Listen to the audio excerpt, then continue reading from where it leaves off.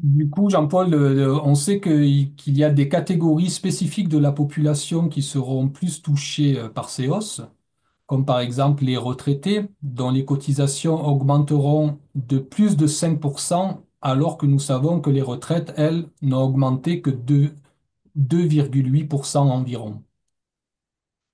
Si on regarde que les pourcentages d'augmentation, on ne peut pas dire que les retraités seront plus touchés que les actifs, par exemple. Puisque je vous ai dit 5,3% pour les contrats individuels, qui sont les contrats des retraités sont les contrats individuels, 7,3% pour les actifs. Donc on peut considérer que les actifs progressent plus. Le problème, c'est que le niveau de la cotisation de départ n'est pas du tout le même. Voilà. Pour deux raisons. D'abord parce qu'il y a le coût lié à l'âge. Comme on a cassé les solidarités intergénérationnelles avec les contrats groupes, effectivement, les cotisations de retraités sont déjà plus élevées. Donc 5% sur une cotisation plus élevée, ça peut faire plus que 7% sur les cotisations moins élevées. Et ce, d'autant plus que les salariés en activité bénéficient, dans le cadre des contrats groupes, de l'aide de l'employeur, à la fois de l'aide de l'employeur et davantage sur les fonds publics, mais ça, c'est une autre question. Mais donc, ils ont au moins la participation de l'employeur pour la moitié de la cotisation. Donc, effectivement, l'impact final sur ce que paye la personne qui est couverte, même si le taux d'augmentation est moins élevé pour les retraités cette année, comme l'année passée, va être plus lourd. Et surtout que, je l'ai dit, les cotisations sont déjà plus élevées et peuvent représenter une part, ce qu'on appelle un taux d'effort, c'est-à-dire une part des revenus disponibles significatif. On sait que le taux médian des retraites est de 1200 euros, je crois. Je ne sais plus, entre le taux médian et le taux moyen, il y en a un qui est à 1200, l'autre à 1600, mais vous voyez que c'est des revenus tout à fait limités. Et donc, le poids de la cotisation peut être important. Et donc, le pourcentage, même s'il est moins élevé, peut représenter un taux d'effort plus important. Et ça, nous en sommes complètement conscients. Les mutuelles en sont totalement conscientes. C'est pour ça qu'elles essaient de limiter au maximum les augmentations de cotisation. Jean-Paul, une petite question. Est-ce que le poids du dentaire ces dernières années pèse plus, enfin, quel est le poids du dentaire du coup dans ces dernières évolutions par rapport aux chiffres que vous annoncez? Le poids du dentaire a très, très, très fortement augmenté il y a quelques années. Alors, il y a eu le dernier en péripétie, c'est la diminution du taux de remboursement de la Sécu. Voilà. Ça a Qui été fait que voté. l'assurance maladie a moins remboursé et que ça s'est reporté sur les complémentaires santé, c'est ça? Tout à fait, puisqu'on est obligé, dans le cadre des contrats responsables, de compléter jusqu'à 100% du tarif sécurité sociale, systématiquement. Donc, chaque fois que le gouvernement décide une baisse du remboursement de la sécurité sociale, c'est mécaniquement une augmentation pour les complémentaires. C'est pour ça qu'on est scandalisé quand on entend des ministres qui disent vous ne faites pas du souci, on va dérembourser des soins, on va réduire les remboursements, mais ça ne vous coûtera rien, ce sont les mutuelles qui prendront en charge. C'est des arguments à la Trump, hein, pour être dans l'actualité, et ça trompe les gens. Parce que si on renvoie des charges supplémentaires, je l'ai dit, il y a déjà des causes normales d'augmentation des cotisations, d'augmentation du coût de la santé. Si on rajoute des transferts de charges, donc des remboursements de la sécurité sociale, qui sont renvoyés sur les mutuelles qui sont obligées de prendre le relais, ça aboutit inévitablement à des augmentations supplémentaires de cotisations. Et quand on ajoute toutes ces causes d'augmentation, on arrive à ces taux que beaucoup trouvent trop lourds. Sur le dentaire spécifiquement, quand même, parce que vous m'avez lancé là-dessus, il y a eu ce dernier épisode de réduction des remboursements de la Sécu, mais avant, il y avait eu ce qu'on appelle, nous, le reste à charge zéro, que le gouvernement appelle le 100% santé, mais c'est C'est encore un une... dispositif national, oui, Oui. qui touche le 100% dentaire santé, notamment.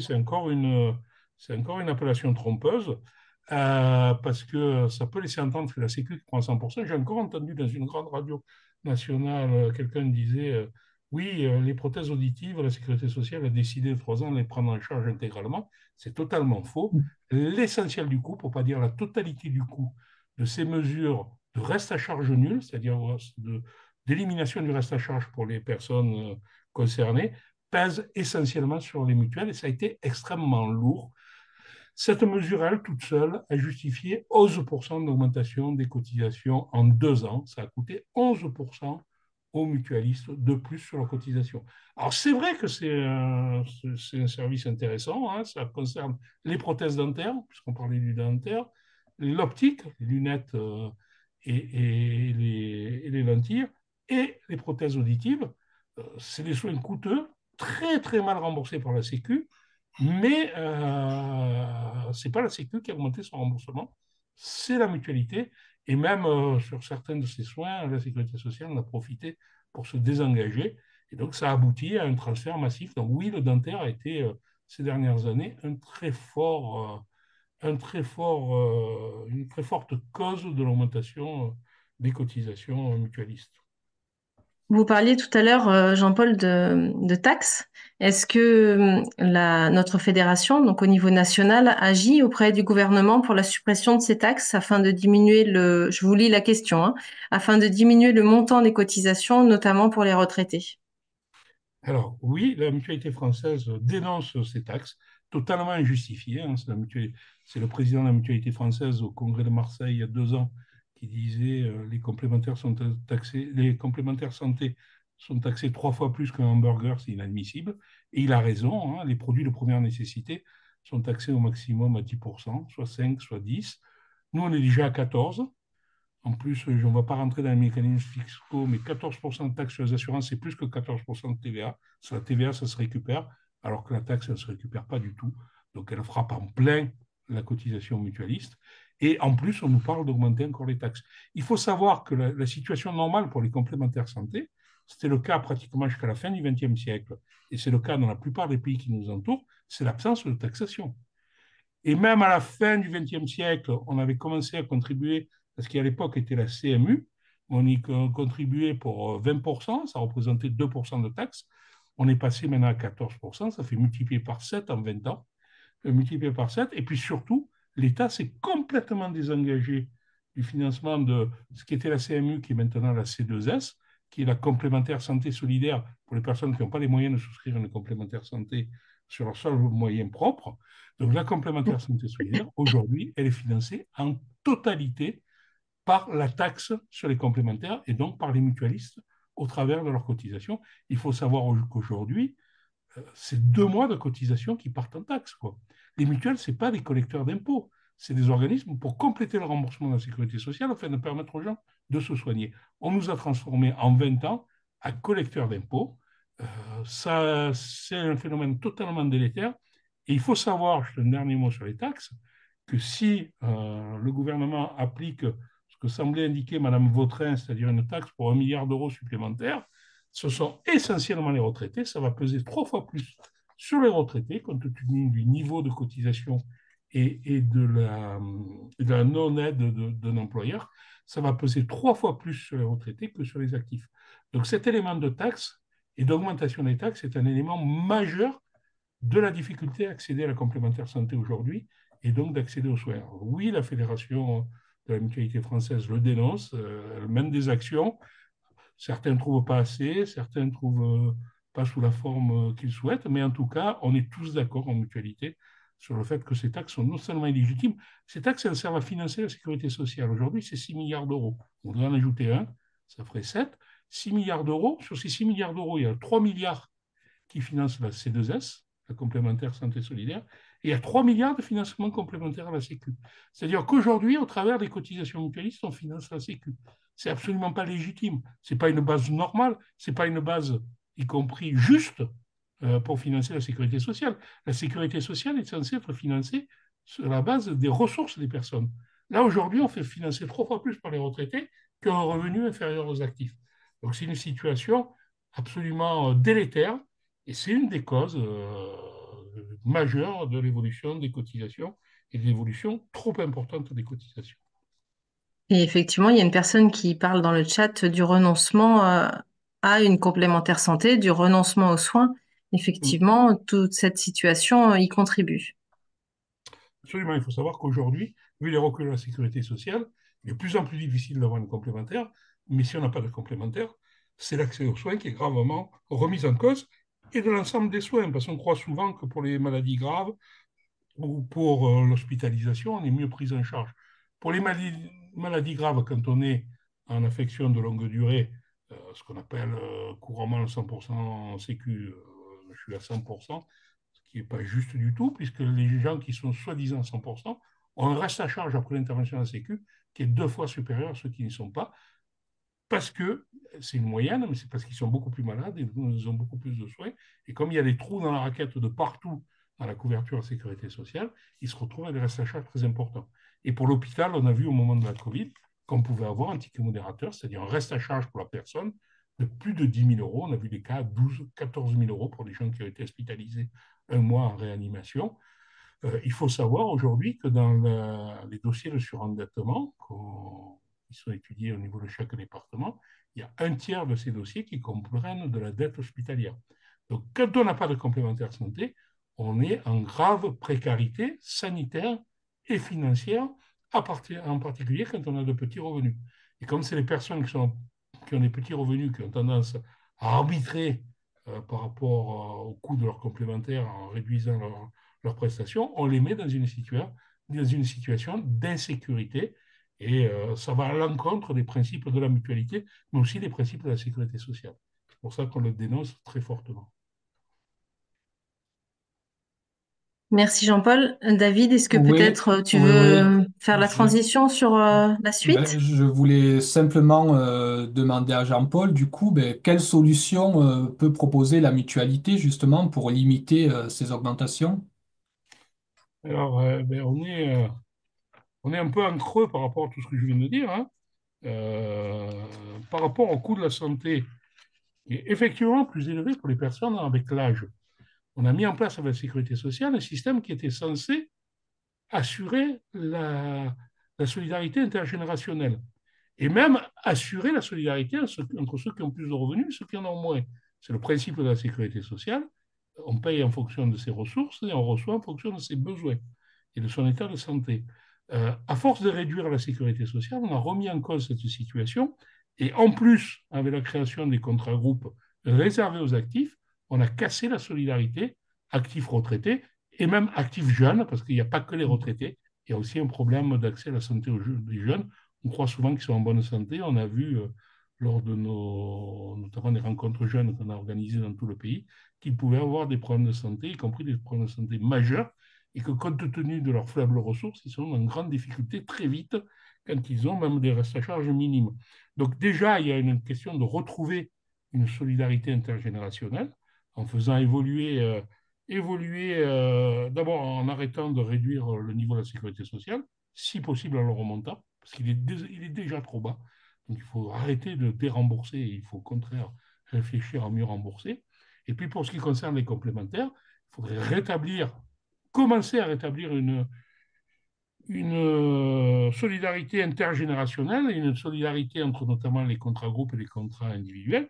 Et il faut savoir, je l'ai esquissé tout à l'heure, qu'outre l'aide de l'employeur qui est réservée aux actifs, on se dit c'est normal, c'est le contrat groupe d'entreprise. Je vous rappelle, quand il y avait les mutuelles d'entreprise, il y a quelques années, mutuelles d'entreprise qui ont complètement laminé les contrats groupes, la solidarité, quand il y avait une participation de l'employeur, elle était utilisée pour les actifs, mais aussi pour les retraités, parfois plus pour les retraités quand ils avaient des problèmes de revenus. Donc, ce n'est pas une fatalité, mais admettons que l'aide de l'employeur reste concentrée sur les actifs, au moins que les fonds publics et les fonds sociaux ne viennent pas encore accroître les inégalités en apportant des aides bien supérieures au contrat groupe par rapport au contrat individuel. Donc ça, c'est une première piste de travail pour arrêter la dégradation. On en est là, il faut arrêter la dégradation.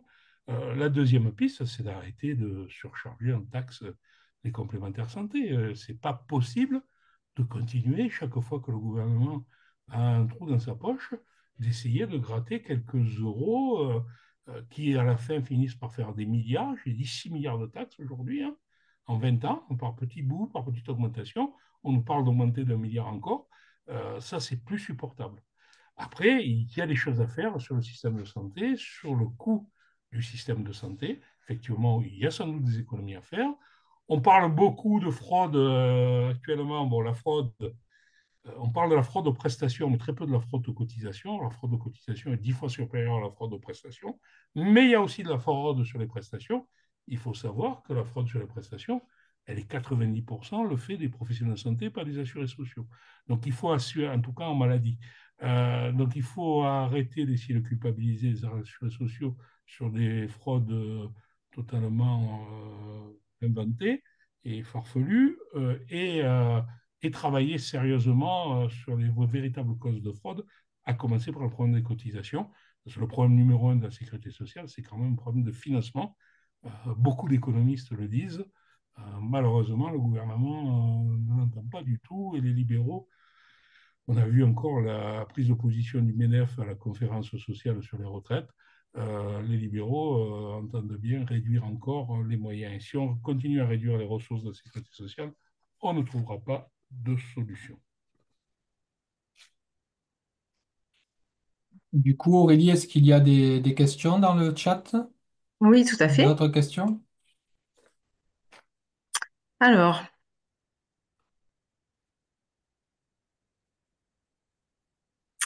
on parlait tout à l'heure de renoncement suite à toutes ces augmentations. Quelqu'un dit également qu'il y a beaucoup de jeunes qui expliquent que ce principe de solidarité, malheureusement, ne sont que des belles paroles et qu'au lieu de payer une mutuelle, ils préfèrent épargner au cas où, si toutefois il y avait un besoin en santé. Voilà, c'est un risque à prendre, mais qui malheureusement n'est pas forcément le meilleur choix selon l'âge. Peut-être qu'au début, on peut se permettre, mais rapidement, ça peut devenir très risqué. Est-ce que Jean-Paul, vous voulez en dire quelques mots? Ou est-ce Oui, que... oui, tout à fait. J'ai vu, il était même, si j'ai bien vu passer l'affirmation, c'était même un peu plus virulent, puisqu'il disait que de nombreux jeunes considèrent que la solidarité est une arnaque.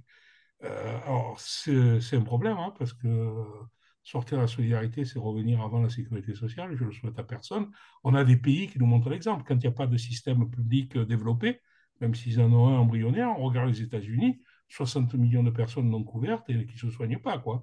La nécessité de lancer des quêtes sur les réseaux sociaux pour soigner ces enfants quand ils ont de graves maladies. Enfin, c'est une situation de retour en arrière social majeur si on laisse tomber l'organisation de la protection sociale sur une base solidaire. Pour autant, je peux le comprendre parce qu'effectivement, ils ne voient pas bien, avec la rupture qu'on a faite, où on a, avec les contrats groupes, on a non seulement sorti, cassé la solidarité, je l'ai dit, avec les retraités, mais aussi avec les jeunes, je peux tout à fait le comprendre. Mais c'est une vision idéologique que certains portent. Hein. On a vu que euh, les États-Unis sont sur cette position idéologique, c'est chacun pour soi et chacun épargne. On voit ce que ça donne. Il faut savoir quand même que les États-Unis ont 60 millions de personnes qui ne peuvent pas se faire soigner, mais ils ont un coût du système de santé qui est 60% plus cher que le nôtre, ramené au produit intérieur brut. Donc, non seulement c'est inefficace, non seulement ça produit des exclusions, un système qui n'est pas solidaire, un système basé sur le chacun pour soi et sur l'épargne, mais surtout, c'est beaucoup, beaucoup plus coûteux. Voilà, beaucoup, beaucoup plus coûteux. Et il faut savoir que, par exemple, les médicaments sont beaucoup plus chers aux États-Unis. Une consultation d'un médecin, ça peut être facilement 100 dollars, voire plus. Et donc, on arrive à des systèmes qui sont très coûteux, moins efficaces, et avec une espérance de vie et une espérance de vie en bonne santé bien inférieure à ce qu'on connaît dans notre pays. Et je le dis avec un système de santé. Alors, des fois, les pouvoirs publics pleurent sur le fait que le système de santé est trop coûteux, mais il est beaucoup moins coûteux que celui des États-Unis. Il est presque 50% moins cher.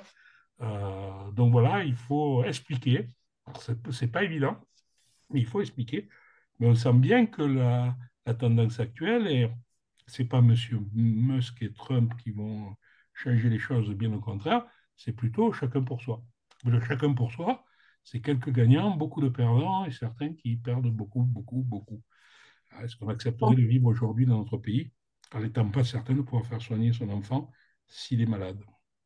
Ça peut faire le lien, Jean-Paul, avec deux autres questions qui se rejoignaient un petit peu sur justement toutes ces augmentations, toutes ces difficultés. Quel impact ça peut avoir sur la difficulté peut-être à faire face à ces situations pour les mutuelles et pour les centres de santé mutualistes qui sont ouverts à tous, qui ne pratiquent pas de dépassement d'honoraires, qui permettent de bénéficier du tiers payant. Est-ce que vous voulez en dire deux mots?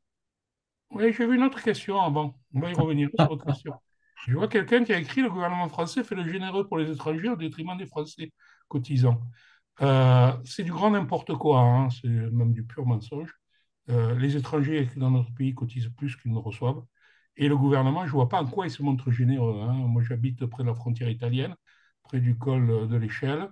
La générosité, c'est les coups de matraque, le renvoi dans le froid et même pas que les moyens de manger. Donc, c'est un pur fantasme. Le gouvernement français ne fait pas du tout le généreux. Et les étrangers qui viennent en France viennent nous aider à combler le trou de la sécurité sociale. Heureusement qu'ils sont là. Dommage qu'on n'en ait pas plus pour équilibrer la sécurité sociale. Je tenais simplement à le dire. Excusez-moi, je reviens à votre question, Aurélie. Alors Vous attendez, pouvez me parce la qu'il y a... rappeler? Vous pouvez me la rappeler parce que du coup, comme je lisais le chat, j'ai oublié la question. Pas de souci. J'essaye de voir si la dernière intervention n'est pas en lien avec ce que vous disiez.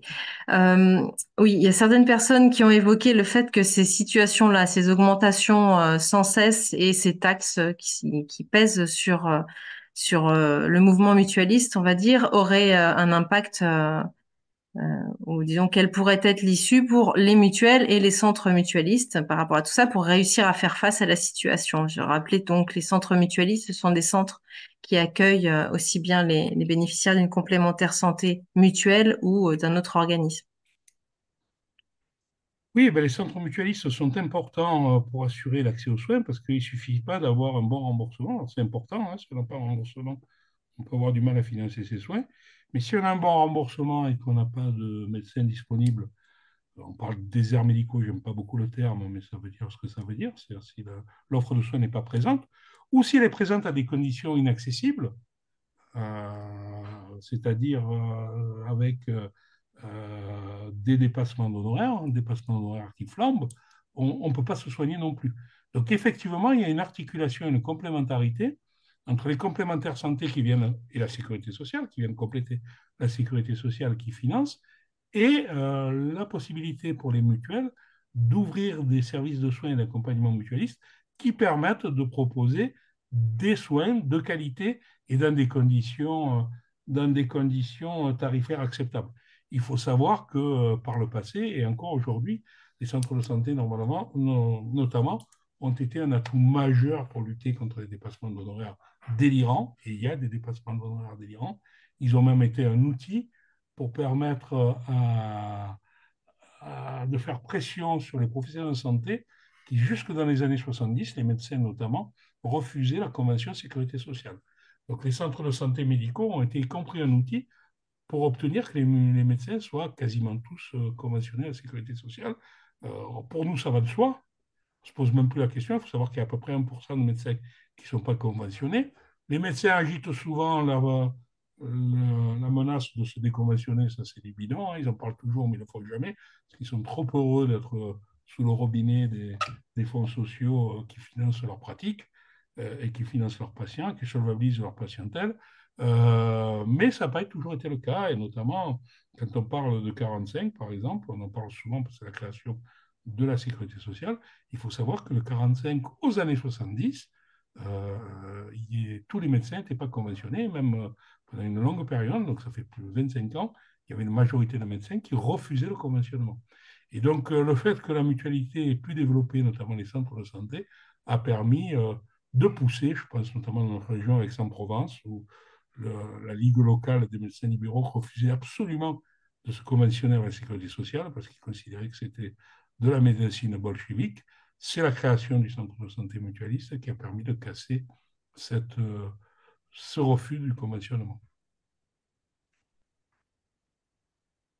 La question, c'était plus peut-être tournée sur comment arrivent à survivre les mutuelles par rapport à toutes ces contraintes et ces reports de charges et ces hausses de taxes et de manière indirecte les centres de santé. Et comment elles arrivent? Elles arrivent en se finançant sur les cotisations des mutualistes. Mais le problème, c'est le coût pour les mutualistes. Mm. Aujourd'hui, les mutuelles, d'abord, gèrent de façon très serrée, en essayant de limiter au maximum l'augmentation des cotisations. On parle souvent de l'augmentation des cotisations. Il faut voir que sur les derniers chiffres qu'on a, ceux de l'adresse, je parlais de 2023, les mutuelles sont en déficit de 0,4% en moyenne. Donc les mutuelles sont à l'équilibre, elles sont obligées d'être à l'équilibre, ce n'est pas la sécurité sociale.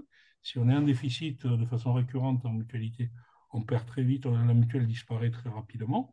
Donc, elle n'a pas la possibilité de faire des déficits récurrents ou des déficits importants. Et donc, les mutuelles travaillent à d'une part, maîtriser leur gestion au plus juste et au plus serré, et apporter les réponses aux adhérents. Et on voit qu'aujourd'hui encore, il y en a 96 ou 97% de la population qui est couverte par une mutuelle. Donc les Français sont bien conscients qu'ils ont, au-delà de tout ce que peuvent leur raconter certains libéraux délirants, ont besoin d'une couverture complémentaire santé. Tout à fait. Il y a une question, qui a le droit à la CMU? Alors, je ne sais pas si cette personne pensait à la CMU-C, qui est devenue la complémentaire santé solidaire. Si c'est ça la question, effectivement une question de ressources en fonction du nombre de personnes qu'il y a dans le foyer. Et cette demande-là, ces simulations-là peuvent se faire notamment sur l'interface du site Amélie. Il y a une autre question, Jean-Paul, par rapport au fait que les mutuelles peuvent éventuellement pratiquer des prestations à la carte ou qu'on puisse choisir ses options en fonction de ses besoins pour avoir éventuellement un remboursement à minima. D'autres évoquent le fait de peut-être choisir le bon interlocuteur, le bon acteur de complémentaire santé. Euh, dans la mesure où ils vont avancer en âge et où justement en fonction du choix qu'on fait de l'organisme de complémentaire santé, cela peut avoir une incidence sur la hausse des cotisations aussi en fonction bah, des accidents de la vie que nous rencontrons et des prestations qui seront à fournir par la complémentaire santé. Est-ce que vous voulez ajouter quelque chose à ce sujet? Alors, sur la question des options, ça peut paraître très attractif et dire, oh, ben, je vais payer que pour ce qui m'intéresse. Le problème quand on multiplie cela, et ça a tendance à se multiplier, dans les mutuelles aussi, mais souvent sous pression des assurances, c'est qu'on casse le mécanisme de mutualisation.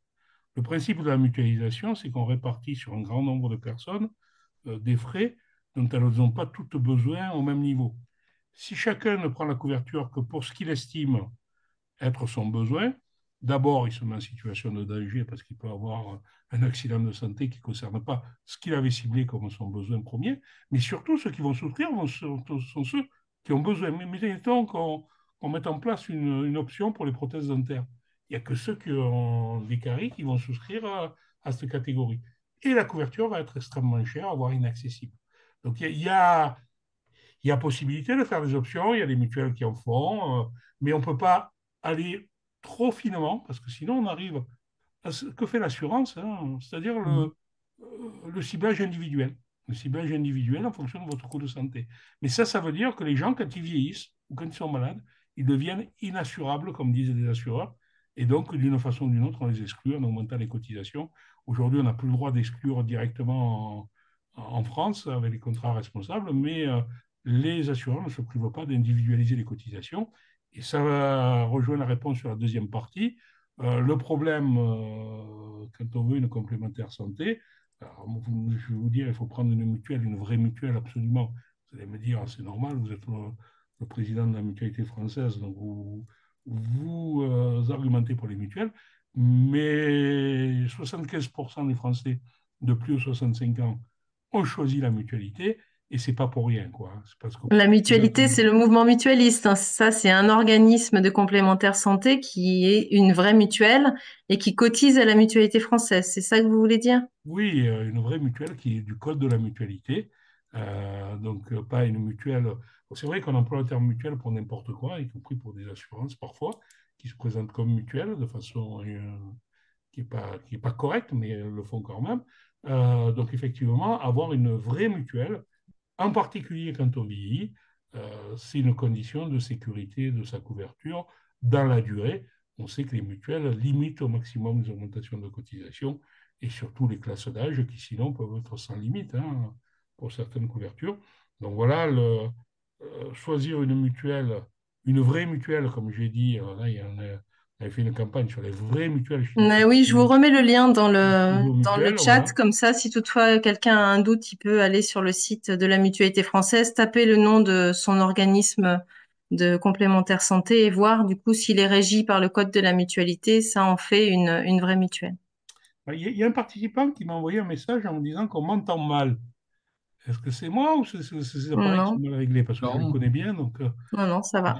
Ça Moi, va. je vous entends bien. Donc, Jean-Claude Hérault, tout le monde m'entend sauf toi. Règle les appareils. Euh, oui, il y avait une autre question? Écoutez, je pense qu'on a fait le tour au niveau du chat. Peut-être il y en a certaines qui sont arrivées pendant que je cherchais le lien. La mutualité française au niveau national ne devrait-elle pas agir contre l'évolution très importante des dépassements de tarifs des médecins qui réduisent l'accès aux soins et poussent à l'assurantiel? On y a partiellement répondu, mais si vous voulez ajouter quelque Oui, chose, non n'hésitez seulement pas. elle doit, mais elle le fait. Hein. On dénonce, on a Mm. essayé tous les moyens pour limiter le dépassement d'honoraires. Il faut dire une chose quand même, dont on n'est pas conscient, parce qu'on est souvent enfermé dans le système, donc on ne connaît pas bien ce qui se passe ailleurs. Mais on est le seul pays où un médecin peut être à la fois conventionné par l'assurance obligatoire, la Sécu chez nous, par l'assurance maladie obligatoire, et pratiquer les tarifs libres. Ça n'existe nulle part ailleurs. Ailleurs, on est soit conventionné et on applique les tarifs de la convention, soit on n'est pas conventionné. Là, on a une invention française, Cocorico, ça nous appartient. C'est notre grande fonction publique qui a des idées parfois géniales. Vous savez que c'est elle qui a inventé la TVA. Là, elle nous a inventé les dépassements d'honoraires. Les dépassements d'honoraires, c'est une gangrène. C'est une gangrène. Ça veut dire que on peut rester conventionné pour le médecin et donc bénéficier des remboursements de la mutuelle, mais après on peut de la sécurité sociale et de la mutuelle, mais après on peut faire le tarif qu'on veut. Et quand on fait le tarif qu'on veut, quand il n'y a pas de limite de tarif, quand il n'y a pas de tarif opposable, comme on dit chez nous, il n'y a pas de possibilité de bien rembourser. On l'avait vu sur l'optique, on nous a même reproché à un moment donné d'être en partie responsable de l'augmentation des tarifs de l'optique parce qu'on remboursait bien les lunettes. Mais on l'a vu aussi sur le dentaire, hein. On a eu des cas, il y a eu des émissions de télévision à caméra cachée, où on voyait que les dentistes adaptaient le tarif de leur prothèse au remboursement de la mutuelle. Donc aujourd'hui, j'ai vu qu'il y avait un exemple avec quelqu'un qui parlait de 90 euros de dépassement. Aujourd'hui, votre médecin vous fait 90 euros de dépassement parce qu'il estime que vous pouvez payer 90 euros de dépassement. C'est la tête du client. Hein, voilà. Si la votre mutuelle vous rembourse 90, dès qu'il le saura, il vous fera 180. Hein. Et vous aurez toujours 90 à votre charge, mais en plus, vous allez payer 90 dans le cadre de votre cotisation. Et ça aussi, ça peut être sans fait. Et ça aussi, ça peut augmenter significativement le coût de la complémentaire santé. Donc, les tarifs, les dépassements d'honoraires, oui, la mutualité est clairement contre les combats depuis qu'ils ont été créés. Ils ont été créés à toute fin des années 80. C'était encore le gouvernement Barre, pour les anciens comme moi qui ont vécu. Donc, ce que je vous disais tout à l'heure, c'est qu'on a obtenu que la quasi-totalité des médecins soient conventionnés à la sécurité sociale au début des années 70, et dès les années, ou même à la fin des années 70, enfin, dans le courant des années 70, dès la fin des années 80, donc une dizaine d'années après, le gouvernement Barre a créé le dépassement de tarifs. Ce qui fait qu'on n'a jamais eu vraiment un système où la quasi-totalité des médecins, pour ne pas dire la totalité des médecins, étaient remboursés au tarif nominal de la sécurité sociale. On a toujours fait en sorte il y ait des dépassements d'honoraires, soit parce qu'ils n'étaient pas conventionnés au début, soit parce qu'on a inventé le secteur 2. Mais effectivement, c'est inacceptable, d'autant qu'au début, il était assez limité, mais les limites qui ont été mises n'ont jamais été respectées. Et le gouvernement et l'assurance maladie ne les ont jamais fait respecter. Normalement, d'abord, il y avait des freins à l'entrée, ça a été respecté, mais les médecins secteur 2 devaient faire au moins 30% d'activité sans dépassement d'honoraires. Ils ne l'ont jamais fait. Dans les secteurs gris, ce qu'on appelait les secteurs gris, où il y avait beaucoup de médecins qui étaient en secteur 2, ils devaient faire encore plus d'actes sans dépassement d'honoraires. Tout ça, ça n'a jamais été contrôlé, ça n'a jamais été sanctionné, ça n'a jamais été appliqué. Il faut croire que nos politiques sont très, très, très, très, très, très frileux quand il s'agit d'imposer aux médecins de respecter leurs engagements. C'est pareil pour la continuité des soins. Hein. Si on a le problème à l'hôpital, c'est pas que pour ça, mais si on a un problème aux urgences, c'est aussi parce qu'il n'y a plus de continuité de soins dans le système libéral. On nous dit on a supprimé les gardes chez les médecins il y a quelques années. On n'a pas supprimé les gardes. On avait supprimé à la demande des organisations de médecins, le gouvernement a supprimé le fait que ce soit le préfet qui organise les gardes. Les médecins ont dit, nous, on a des organisations professionnelles, on est tout à fait capable, on est des grands garçons, on n'est plus des enfants ou des grandes dames, on n'a plus pas besoin du préfet pour organiser le tour de garde, on va les organiser nous-mêmes, et bien évidemment qu'on va assurer, parce que nous, on est des gens responsables, on va assurer la continuité de la présence médicale sur tous les territoires dans le pays. On voit quelques années après, maintenant qu'ils sont responsables, que c'est des irresponsables. Et ce qu'ils ont fait en détruisant la continuité des soins en libéral est absolument scandaleux. Donc oui, il y a beaucoup de problèmes, beaucoup de problèmes de dépassement de tarifs, problèmes de la continuité des soins, sur lesquels il est temps que le politique reprenne la main et remette les choses en ordre. C'est absolument nécessaire pour trouver une situation de sécurité de la population. Après, Jean-Paul, si je peux me permettre, pour les médecins en secteur 2, il y a aussi maintenant ce qu'on appelle l'OPTAM, l'option pratique tarifaire maîtrisée, Oui, qui, soi-disant, devrait limiter les dépassements d'honoraires pour ces professionnels de santé. effectivement, c'est un dispositif, comme je disais tout à l'heure, il n'y a pas de tarif opposable, il n'y a pas de bon remboursement possible. Donc c'était un accord, un avenant à la Convention, qui prévoyait qu'on limitait les dépassements d'honoraires. Alors quand on dit limité, je crois que c'était déjà à 100%, hein, donc ils pouvaient doubler leur tarif d'honoraires, moyennant quoi, en échange, les complémentaires s'engageaient à rembourser plus, de façon à ce que les patients restent à charge inférieure. Bon, effectivement, d'abord, tous les médecins n'ont pas signé. Ce qu'ils ont signé, on a cessé d'obtenir des élargissements, puisqu'au début, c'était une limitation acte par acte. Et maintenant, c'est une limitation sur leur volume d'honoraires. C'est-à-dire que leurs honoraires ne vont pas être issus pour plus de la moitié des dépassements de tarifs. C'est déjà considérable la moitié, mais ça veut dire que ça ne vous donne aucun plafond individuel. Et je peux très bien vous faire 300% si je ne le fais pas à tous les patients et qu'en moyenne, je reste à 100% de dépassement de tarifs. Donc oui, c'est une petite avancée, ça reste une petite avancée. Voilà. Ça reste une petite avancée et ce n'est pas à la hauteur des défis. Mais bon, toute avancée est bonne à prendre, donc voilà. Mais alors après, pour pas, parce qu'on va dire que je n'aime pas les médecins. C'est pas vrai, j'adore les médecins, comme vous avez pu le constater. Euh, mais à la décharge des médecins, le dépassement de tarifs, ça a été aussi fait, le dépassement d'honoraires, ça a été aussi fait pour que la Sécu ne rembourse pas le coût réel des soins, et notamment dans certaines spécialités, comme en chirurgie, les tarifs chirurgicaux ne couvrent plus les coûts des plateaux techniques, des professionnels qui sont dans les blocs opératoires et la rémunération du chirurgien. Donc quasiment tous les chirurgiens sont en dépassement d'honoraires, pour ne pas dire tous, mais c'est quelque part une obligation parce qu'on n'a pas revalorisé. C'est le serpent qui se mord la queue. On a autorisé les médecins à faire le dépassement de tarifs, on a profité pour ne pas augmenter les remboursements de la sécurité sociale, et résultat des courses, on leur a dit, mais si vous n'en sortez pas, augmentez les tarifs. Le gouvernement fait à peu près la même chose pour les hôpitaux. Les budgets des hôpitaux ne sont pas suffisants. Les pouvoirs publics répètent aux directeurs d'hôpitaux qui se plaignent de ne pas avoir les budgets. N'oubliez pas que la chambre particulière, le tarif est libre. Ce qui veut dire augmenter les chambres particulières, sur lesquelles la Sécu ne rembourse rien du tout. C'est d'autres techniques, et on parlait tout à l'heure de la diminution des remboursements, de la création des franchises, des forfaits, etc. Mais c'est une autre technique encore plus fallacieuse pour diminuer le taux de remboursement de la sécurité sociale. C'est la sécurité sociale vous rembourse 70% d'une consultation. Et si la consultation, au lieu de la payer 100, vous la payez 200, elle ne vous rembourse plus que 35%. Hein. Et la mutuelle qui vous a remboursé 30%, elle vous en rembourse 65% et sur 200 euros. Donc vous voyez que ça doit faire quelque chose comme multiplié par 5 le remboursement de la Sécu, alors que le remboursement le remboursement de la mutuelle, alors que le remboursement de la Sécu, lui, ne bouge pas et donc diminue considérablement en pourcentage. On a eu un peu le même phénomène avec le passage à 30 euros de la consultation des médecins généralistes. On est passé de 25 à 30 euros un peu plus d'un an, entre la fin 2023 et la fin 2024. Ça s'est fait au moment de Noël, on est passé à 30 euros. Sur ces 30 euros, donc 25 à 30 euros, c'est ce 5 euros d'augmentation, il y a 1 euro qui est pris en charge par la Sécu, et encore, elle ne devait en prendre pas du tout hein, quand ils avaient prévu de diminuer le taux de remboursement. Il y a 1 euro qui sera à la charge du patient, à la charge du patient supplémentaire, puisque là, le forfait sur les consultations est passé de 1 à 2 euros début 2024. Donc il y a 1 euro qui reste au patient, et la mutuelle, elle rembourse 3 euros de plus. 1 euro la Sécu, 3 euros la mutuelle sur l'augmentation des consultations des médecins.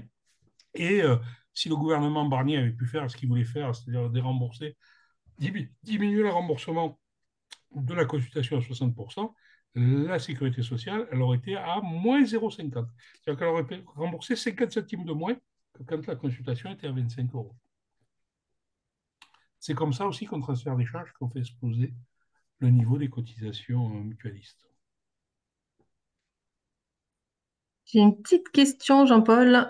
J'espère bien interpréter le propos de la personne. Euh, il me semble que quelqu'un pose la question de savoir si on est défini en affection longue durée, donc ALD par son médecin traitant. Est-ce que ça peut laisser à croire qu'il n'y a plus besoin du coup d'avoir une complémentaire santé pour faire quelque part des économies? Est-ce que vous voulez répondre à cette question? Oui, oui, volontiers. J'ai commencé à en parler tout à l'heure, hein. Par des affections longue durée, ce qu'on appelait avant 100% Sécu.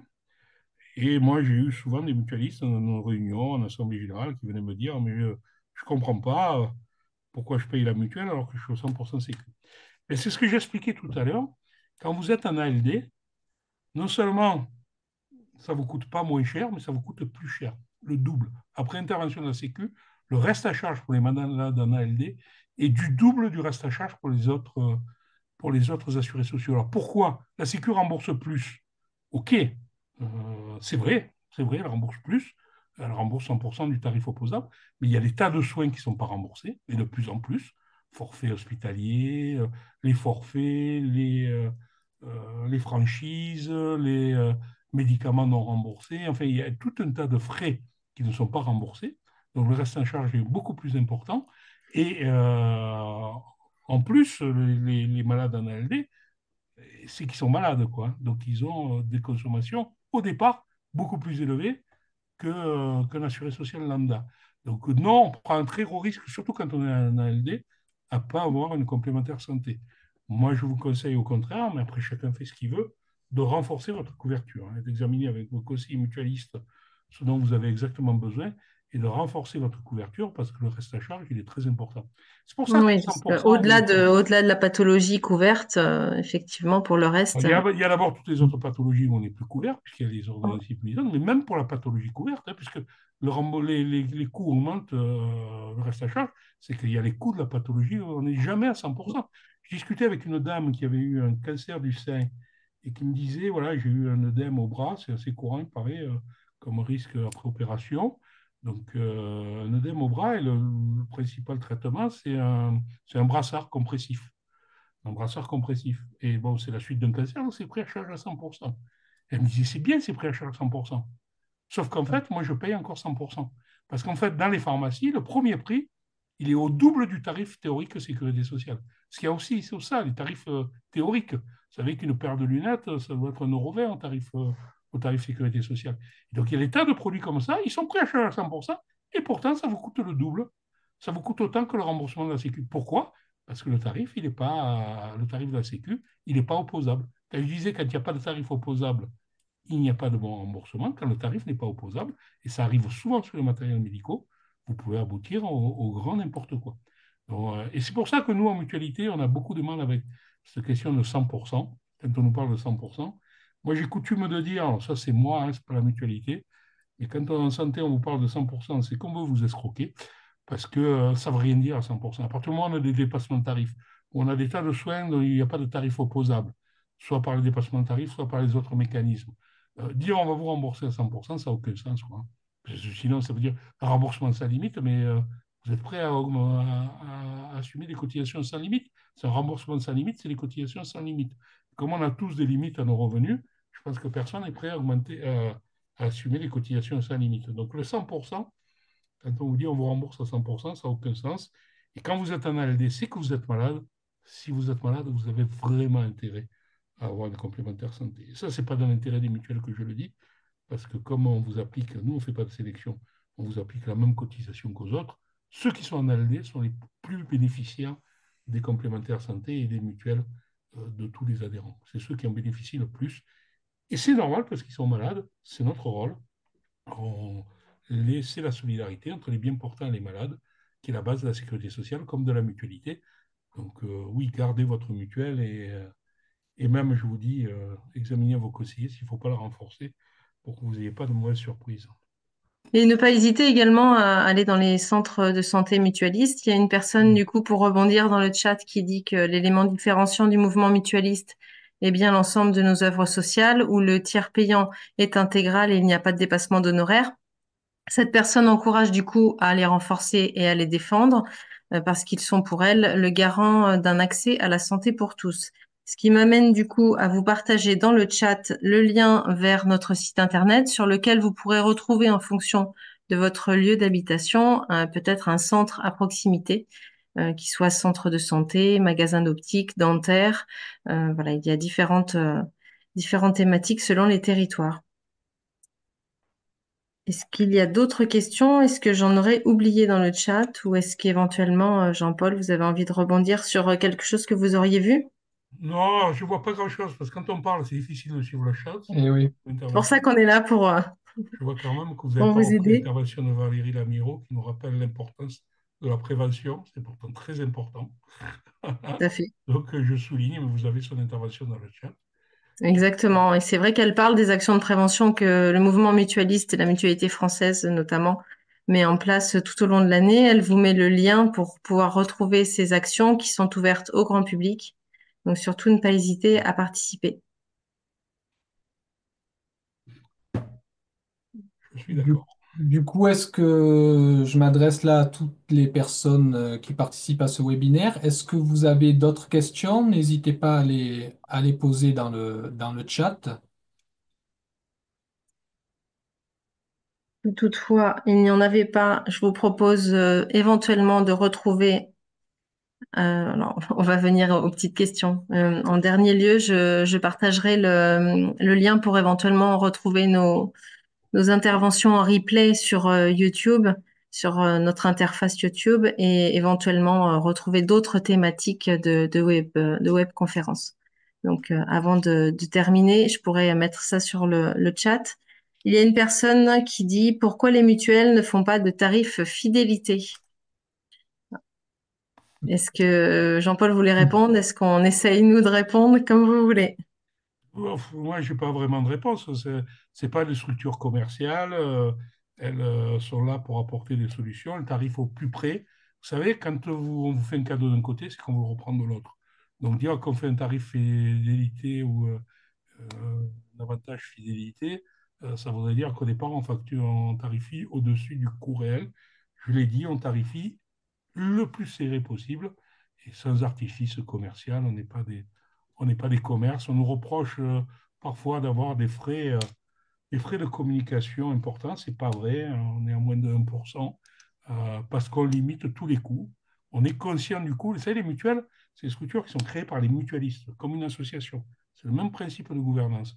Donc les mutuelles ont intérêt à défendre leurs adhérents. C'est leur raison d'être, c'est leur seule raison d'être. Elles ne sont pas à but lucratif, elles font partie de l'ESS, elles n'enrichissent pas des actionnaires, elles ne sont là que pour apporter la solution à leurs adhérents. Pour faire ça, eh bien, elles limitent au maximum les coûts et donc elles restreignent toutes les charges, et y compris les charges de ce type-là qui sont des artifices commerciaux, quoi. Voilà. Méfiez-vous quand on vous fait un cadeau. Je ne sais plus qui disait quand c'est gratuit, c'est que c'est vous le produit. Mais quand on vous fait un cadeau, c'est qu'on vous le récupère ailleurs, quoi. Yep. Et nous, on fait surtout au plus juste pour tous nos adhérents. On nous attaque aussi souvent, enfin les mutuelles sont souvent attaquées sur leur trésor de guerre, sur leurs réserves. Est-ce que vous pourriez nous en dire un petit peu plus sur ces réserves qui sont, je le rappelle, obligatoires? Alors oui, les réserves sont obligatoires, hein. Une mutuelle qui n'a pas de réserve, elle a personne agrément, donc elle n'existe plus, elle est dissoute par la puissance publique, hein, par ce qu'on appelle chez nous la CPA, qui est l'organisme de contrôle des mutuelles et des assurances et des banques. Donc elles sont obligées d'avoir des réserves. Mais souvent, on nous fait le procès des réserves dans le cadre de la cotisation. Les réserves, c'est un stock. C'est quelque chose qui existe, qu'on maintient d'une année sur l'autre. Voilà. Elles évoluent, si l'activité augmente, elles augmentent un petit peu. Si l'activité se réduit, elles peuvent se réduire un petit peu. Le tout, c'est qu'elles permettent de couvrir l'activité chaque fois. Et donc, elles n'ont pas un coût direct sur les cotisations. Et même les mutuelles essaient de faire en sorte que, parce que comme il y a l'inflation, si on fait rien sur les réserves, elles finissent par perdre de leur valeur, que les produits financiers couvrent l'érosion de l'inflation pour maintenir les niveaux des réserves sans qu'elles ne pèsent sur la cotisation. Donc on nous parle souvent de ces réserves par rapport au niveau de la cotisation, parce qu'on n'a pas d'autres arguments, quoi, hein, parce qu'on cherche des arguments pour nous critiquer, parce que ça arrange le gouvernement d'essayer de nous envoyer la responsabilité, mais on ne nous parle jamais, jamais de nos bénéfices, hein. Quand on veut critiquer une entreprise en général, on dit, vous voyez, elle fait trop de bénéfices, elle exploite ses clients, elle fait des résultats. On ne nous en parle pas, vu qu'on n'en fait pas. Je l'ai dit, là, en 2023, moins 0,4%. Donc, comme on ne peut pas nous prendre sur les bénéfices, on l'a dit, on a fait la démonstration qu'il n'y avait pas de marge. Quand le gouvernement dit, ben, les mutuelles prendront en charge, ou comme l'a dit la nouvelle ministre, celle-là, je crois qu'on a touché encore un gros lot, Vautrin, les mutuelles doivent restituer l'argent comme si on avait quelque chose à restituer au gouvernement qui ne nous donne rien. Hein. On fait le collecteur d'impôts pour nous, pour lui, c'est tout. C'est nous qui finançons le gouvernement et pas l'inverse. On n'est pas du tout financé, ni par le gouvernement, ni par la Sécu. Donc, je ne vois pas ce qu'on a à restituer. Mais surtout, voilà, comme on veut essayer de nous dire qu'il faut que les mutuelles payent plus. Et comme on a fait la démonstration qu'il n'y a pas de marge, il n'y a pas de marge. Si les prestations augmentent, les cotisations vont augmenter. Il n'y a pas d'autre solution miracle que vous nous inventez, nos contempteurs. Donc, vient nous chercher sur les réserves qu'on nous a obligés à constituer. Il faut savoir que c'est une obligation qui nous a été imposée et qu'en 20 ans, on a multiplié par 4 le niveau des réserves obligatoires. Voilà.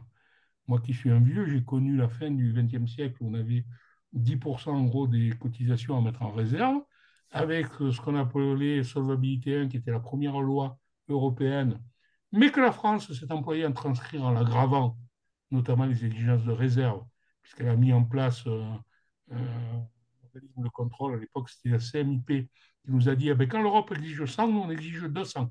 Voilà. Pourquoi? On n'en sait rien, parce que c'est un caprice et qu'ils sont tout puissants, donc ils font ce qu'ils veulent. Donc, on nous a doublé donc, avec Solvabilité le niveau des réserves obligatoires, et encore doublé avec Solvabilité 2 au début des années 2010. Voilà, donc en 20 ans, on nous a quadruplé le niveau des réserves obligatoires. Et après, on vient nous dire, ouais, vous comprenez, les mutuelles, elles ont un matelas, hein. Elles ont un matelas de rien du tout, quoi. Et je pense qu'effectivement, soi-disant, c'est pour la sécurité des adhérents. Mais on a démontré en tant que mutualité qu'on avait d'autres mécanismes de sécurisation, des mécanismes solidaires, d'abord au niveau de la mutuelle, puis au niveau des organismes de réassurance et des caisses de garantie qu'avait mis en place la mutualité et qu'avait tenu pour une grande partie encore la mutualité. Donc on a d'autres mécanismes, des mécanismes solidaires et par répartition pour garantir la sécurité des adhérents. Moi, je ne rêve que d'une chose, c'est qu'on nous libère des réserves obligatoires. Il ne faut pas descendre à zéro, il y a besoin d'un peu de fonds propres. Nous, on n'est pas en bourse, on ne va pas chercher de l'argent à la bourse. On ne rémunérera pas d'actionnaires, je l'ai dit. Donc, il nous faut un peu de fonds propres, mais les fonds propres sont exagérés, mais ils sont exagérés pas de notre fait. Ils sont exagérés parce qu'on nous l'a imposé. Donc, si on nous libère, on pourra en faire des choses. Après, il ne faut pas se faire d'illusions. Comme c'est un stock et pas un flux, si on l'utilise, une fois qu'il est utilisé, on ne peut pas l'utiliser deux fois. Donc, si c'est utilisé une baisse des cotisations, ça sera que pour un temps. Mais ça peut servir aussi à développer des réalisations, des centres de santé, etc. Ça serait beaucoup mieux placé qu'en bourse, parce qu'en plus, on nous oblige à le placer en bourse. Si on ne le place pas enfin en bourse, non pas en bourse, mais sur des obligations. Si on ne le place pas sur les obligations, en plus, on nous pénalise et on nous demande de faire encore plus de réserves. C'est la beauté du mécanisme. Donc oui, il y a beaucoup de réserves, mais pas du fait des mutuelles. Et si on pouvait libérer ces fonds pour qu'ils soient des fonds d'action sociale au service des mutualistes, nous en serions les premiers satisfaits. En parlant d'obligations, il y a un petit commentaire que je n'avais pas vu qui peut être intéressant à commenter. L'assurance voiture est obligatoire, la mutuelle n'est pas obligatoire, mais choisie par la majorité des Français. Alors oui, c'est une différence, effectivement. Quoique pour les actifs, elle est obligatoire hein, aujourd'hui, mais bon, pour une grande partie des Français, elle n'est pas obligatoire. Mais la différence, c'est pas la seule. Je, il y a l'assurance des voitures, il y a l'assurance habitation. Dans l'assurance habitation, vous avez par exemple une assurance incendie. Vous la payez toute votre vie. Pour la plupart des gens, leur maison ne brûlera jamais, c'est une bonne chose. Et je pense qu'ils n'ont pas envie que leur maison brûle. Mais personne ne vient dire, ah ben, j'ai payé pendant des années sans que j'ai eu les prestations au niveau de ce que j'ai payé. Alors qu'en santé, tant qu'on n'est pas vraiment malade, on fait le calcul. En plus, comme il y a du tiers payant, parfois on ne voit pas du tout, on dit, oh là là, mes remboursements ne sont pas à hauteur de mes cotisations. Est-ce que quelqu'un se pose la question du niveau du remboursement de l'assurance incendie habitation? Voilà. Parce que si vous voulez bien rentabiliser vos cotisations, vous pouvez mettre le feu à votre habitation, mais je ne vous le conseille pas. je Il y pense a que aussi personne. une question de responsabilité. Finalement, la santé, ça n'engage que nous, alors que quand ça concerne une assurance auto ou habitation, Ouais, il y a forcément, il peut je y suis pas avoir tout à fait des d'accord. personnes Je en suis pas pour face. l'obligation parce qu'on a un système obligatoire quand même en santé, hein. On a quand même la majorité, c'est le système obligatoire, c'est la Sécu, hein. Mm. La complémentaire, c'est qu'une complémentaire. Donc moi, je suis pas pour l'obligation, même dans le cas des contrats groupes, même si ça facilite la gestion, hein, parce que quand on oblige, on évite ce qu'on appelle l'antisélection. Mais c'est surtout la façon de concevoir les choses, quoi. Vous savez que les assurances auto, les assurances habitation augmentent plus ces dernières années que la cotisation santé. Est-ce que vous avez beaucoup entendu parler de l'augmentation des cotisations des assurances habitation et automobile? On en parle de temps en temps, mais très peu. La santé, ça vient systématiquement. Et pourtant, on augmente moins que ces, en tout cas sur les dernières années, on augmente moins que ces couvertures-là. Donc il y a une différence de conception. Bon, c'est vrai que ça touche à l'intime, ça touche à la vie et à la mort. Donc c'est des choses importantes sur lesquelles les gens sont sensibles. C'est une bonne chose en partie, mais ça ne doit pas conduire à des attitudes irrationnelles. Et voilà, et donc quand on se couvre, c'est pour la vie, et l'important, c'est de recouvrir dans toutes les situations. Et pas de rentabiliser à court terme sa cotisation, c'est d'être sûr que si vous tombe une facture de 14 000 euros d'hospitalisation parce que vous avez attrapé la Covid, vous ne serez pas en situation de surendettement le lendemain parce que votre mutuelle en aura pris la totalité à sa charge sur la base de la solidarité de l'ensemble des adhérents. Voilà, on peut peut-être terminer sur le Très dernier bien. commentaire qui concerne les 80 ans de la sécurité sociale qui sont cette année. La personne demande comment la mutualité compte marquer les 80 ans des ordonnances du 4 et 19 octobre 45. Effectivement, la mutualité sera aux côtés de la sécurité sociale pour fêter cet événement et on vous conseille de suivre l'actualité et éventuellement Et, de nous rejoindre sur des événements. il y aura aussi des initiatives de certains groupements qui sont déjà prévues pour les 80 ans. Et le but, c'est pas de fêter la sécurité sociale comme elle était en 45, mais de fêter l'idée de ce qu'est la sécurité sociale, les principes de la sécurité sociale et surtout de voir aujourd'hui comment on fait en sorte d'avoir une sécurité sociale de plus haut niveau et qui réponde aux besoins d'aujourd'hui et de demain. Euh, Quelqu'un se posait la question de savoir comment les mutuelles résistent. Elles résisteront si la sécurité sociale résiste. Et donc, il faut renforcer notre sécurité sociale. Il y avait un président de la FNMF qui disait, nous sommes des militants mutualistes et donc d'abord des militants de la sécurité sociale. Et effectivement, je pense qu'on va utiliser cet anniversaire pour en faire un moyen de renforcer le militantisme au service de la sécurité sociale et de la sécurité sociale au plus haut niveau. Très bien. Il y a une petite Ah, dernière question, si vous voulez. Ce sera le petit hum. bonus de la fin et J'essaie toujours après, de faire une fin un peu, Ouais. mais chaque fois elle me relance. Aurélie, je vous Je écoute. suis désolée, mais on est là pour répondre aux questions des gens. Il y en a encore une petite dernière après. Je pense que du coup, on rendra l'antenne, comme on dit. Mhm. Une personne, si elle veut préciser, elle pourra le faire. Mais si je comprends bien, pourquoi les assurances demandent lors d'un accident de la vie, il faut se faire rembourser par la Sécu et pas par sa mutuelle. Alors j'ai un petit peu du mal à comprendre le sens. Non, Euh, par la Sécu et par sa mutuelle. oui.